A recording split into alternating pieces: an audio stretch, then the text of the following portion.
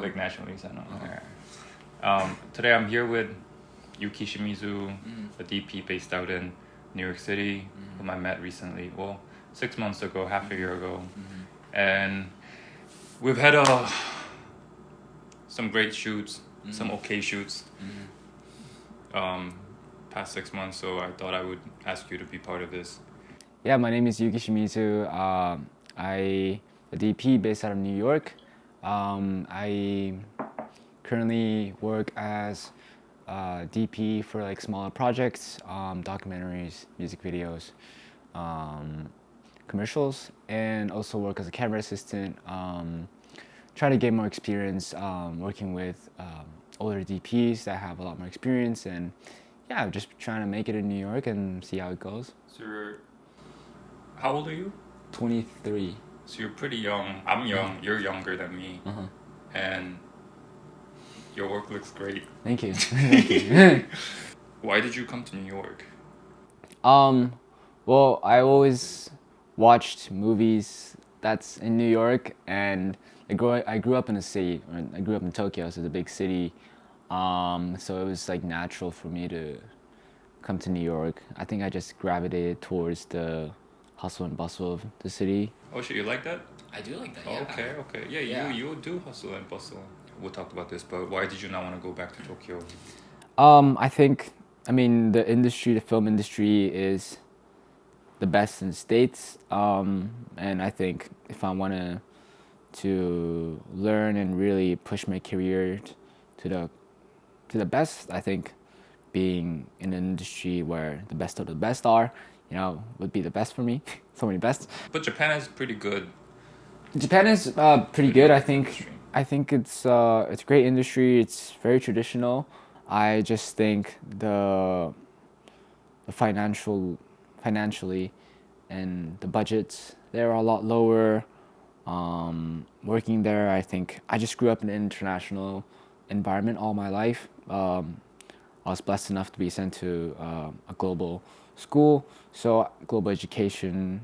So I don't know. I just wanted to be in a English-speaking environment. Yeah, I think a lot of huddle that a lot of international students face is not being brought up in the Western culture, and that it doesn't fit them. They want to go back home, but if you went to international school, you already speak English and shit.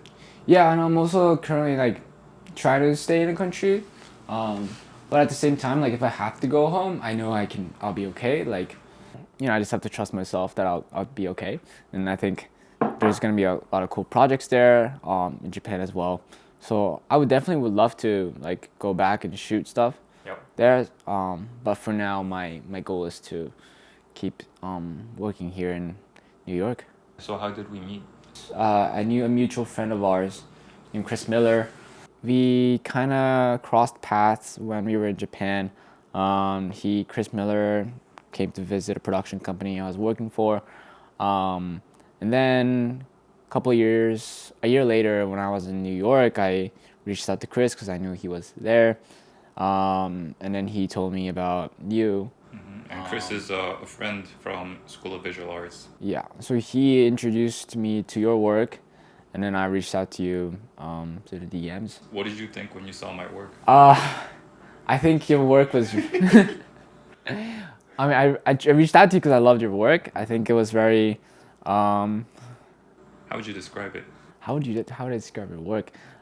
I think what your work represents is like young filmmaker kind of leading, like creating new visual styles because nowadays like a lot of filmmakers, a lot of the equipment, a lot of resources are becoming much more accessible to young filmmakers. I think your style of filmmaking is very like creating great work out of things around you, and like making the most out of it. And I feel like I saw that energy in your work. Yeah, that's for sure. I do make the most out of. Yeah, like some of the ideas and the videos you have are like crazy in a way where like, oh wow, like you're gonna push it this far. But it was very impressive and like and inspiring to me where like your work was very like push to the limits with what you have, and like the energy was there. And I was like, oh, that would be great to like, it's like cool to meet like up and coming like directors and DPs who are doing that and pushing the limits and trying to get to the next level.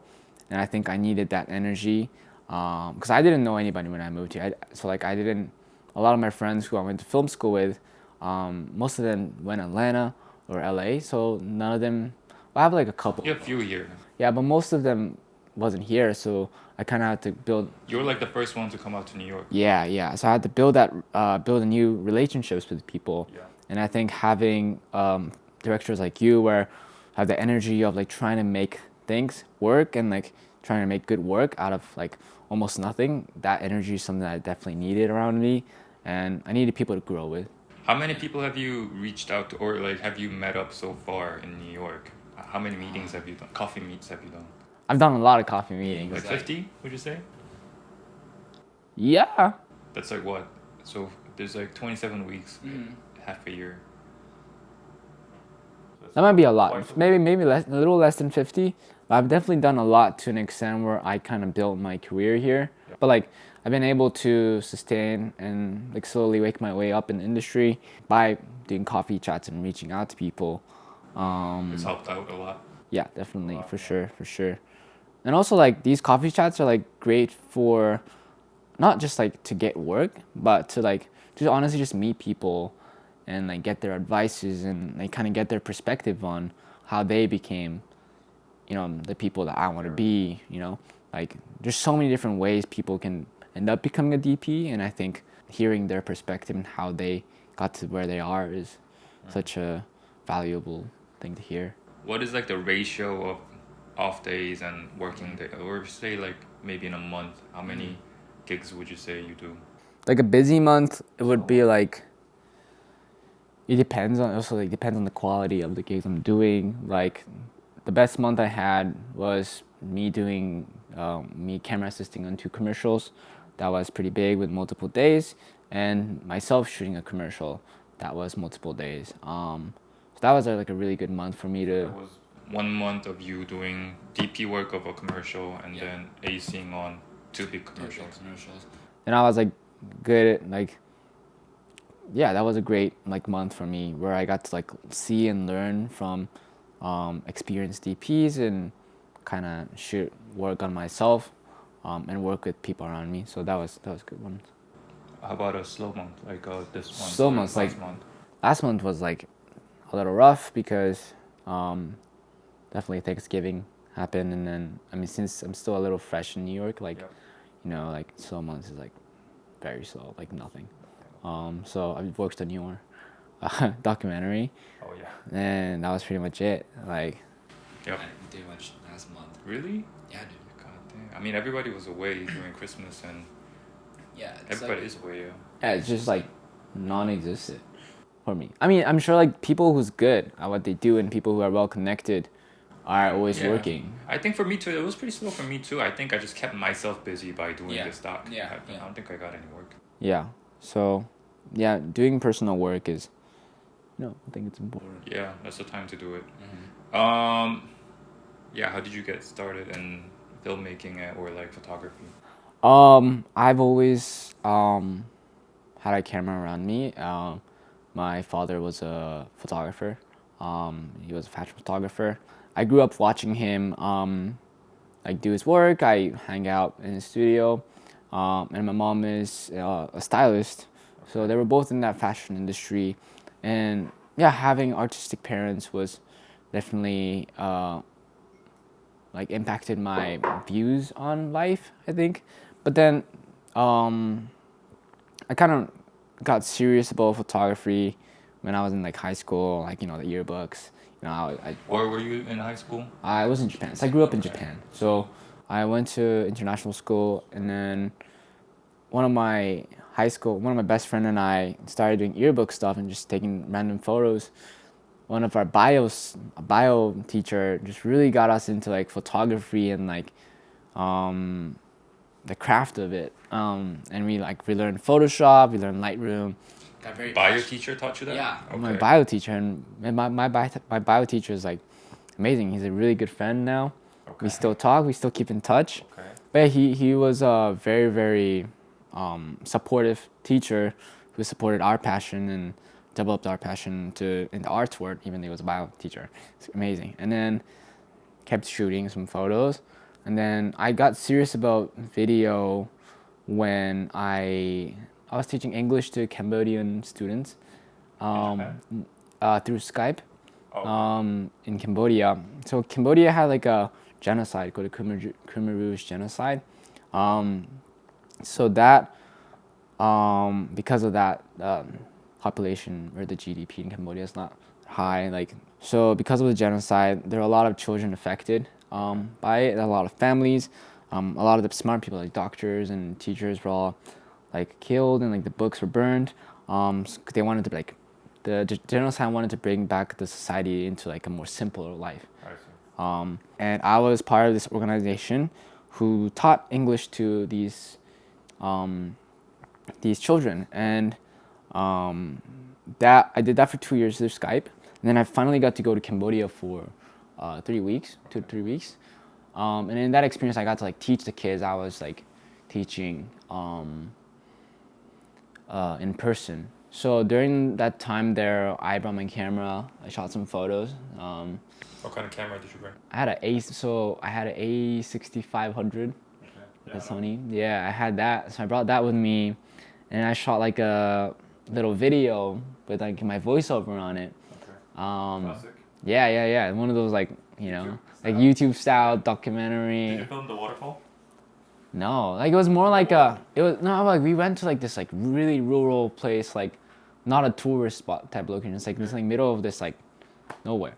Yes, I brought my camera there and I shot this like little video that kind of like encapsulated my whole experience in Cambodia. Mm-hmm. And then the whole purpose was that like I document my emotions and like the people there and what their lives were like and tell their story. And I just kind of showed it to my school assembly to kind of get more people to join the club, nonprofit that we were in, to have more teachers help out and everything. And then at that moment I didn't realize, but like I'm just thinking about it, like that moment really like showed me the value of filmmaking and video and how like filmmaking can really affect people's life. Because I got more people to join the clubs, and like there's more teachers now, and like it just the video did really well, and I was like, wow, like I can really move people with film. And then I knew that I wanted to do something film related, video photo related. Okay. So you go to SCAD. And I went to SCAD, and I realized What does SCAD stand for? Savannah College of Art and Design. When I went to school, I discovered the more narrative filmmaking that I wasn't, because I started from photography, so I wasn't really like a movie person. And then I discovered more of the movie making of things, and that's when I discovered the different positions that required in film. So yeah, that's when I figured, oh wow, DPing is something that I might want to try and focus on. So I shot a lot of narrative films in SCAD and met a lot of creative, cool people, and I'm very blessed that I got to go to that school and kind of kickstart my career here. You just found out that you wanted to do DP during school years. Did you try to direct or do other things? I definitely tried to direct. I was like, oh, I want to be a director. But like for me, I didn't know what that entailed and like what I wanted to do and what I love doing was like creating visuals and images off of some idea that was given to me and a story that was given to me. I wanted to visually tell that story and kind of like think about how and like figure out the best way to visually tell the story.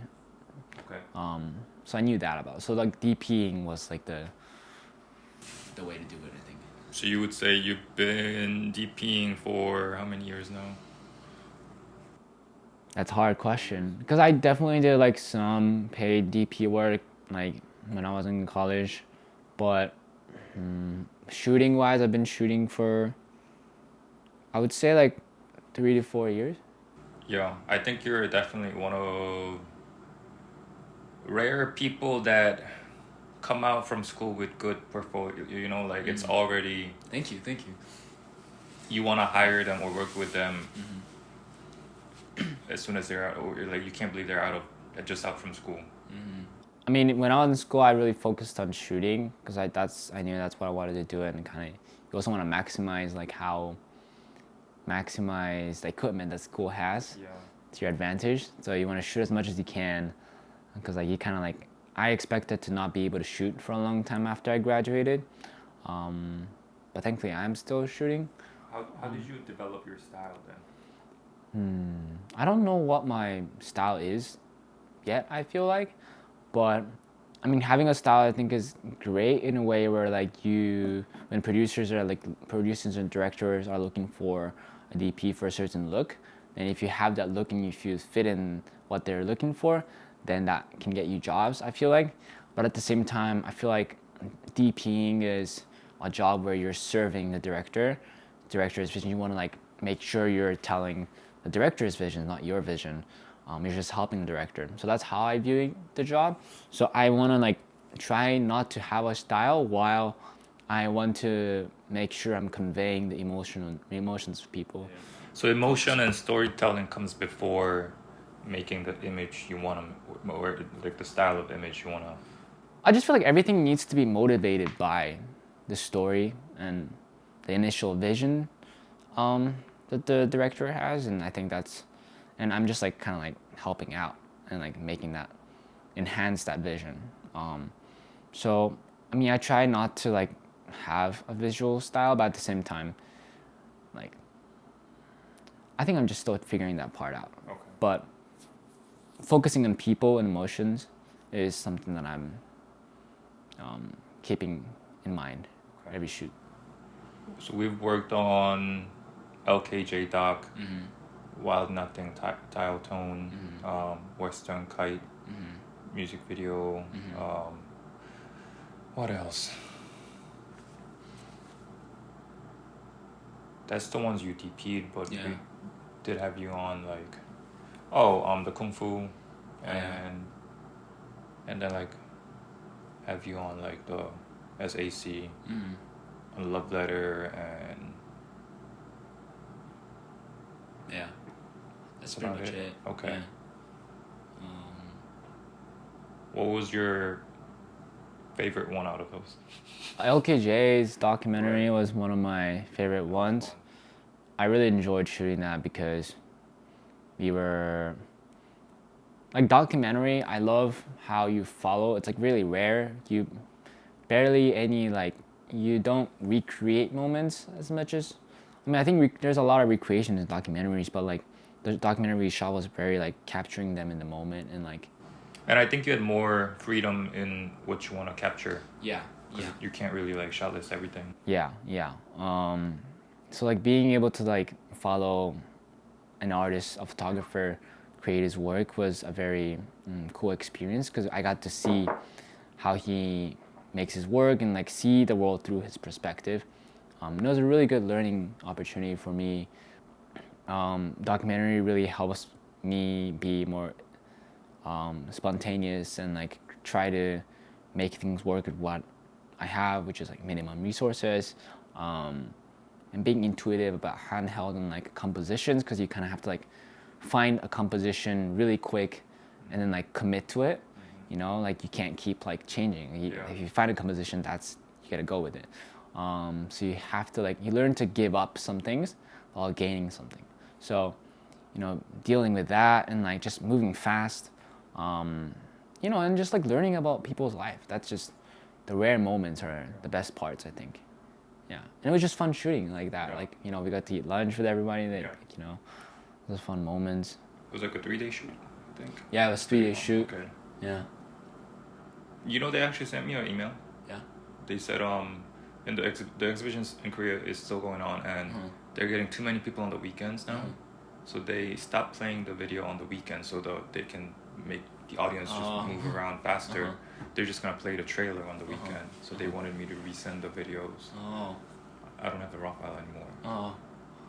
But I still have the final files, like the subtitle and then like the one with the bar. Yeah. So I sent it again. I just hope they don't want any changes or They can't. I don't think they can ask. it's been too long. Yeah. What do you want to achieve in 2024, sir?